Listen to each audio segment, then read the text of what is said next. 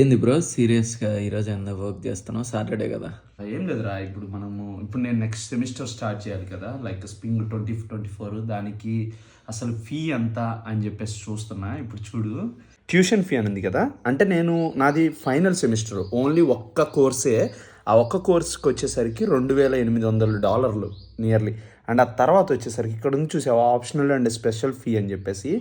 ఇది ఏంటంటే health insurance అనేది 6 monthsకి ఇంత పే చేయాలి మనం, $2,200. అండ్ ఇక్కడ మ్యాండేటరీ ఫీ ఉంది కదా.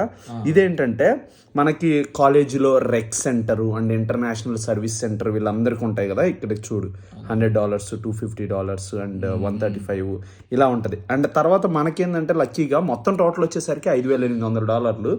నాకు స్కాలర్షిప్ ఉంది, అందుకనే $2,700 వాళ్ళు ఇచ్చి నేను ఇప్పుడు ఎంత పే చేయాలంటే $2,900 పే చేయాల్సి ఉంటుంది.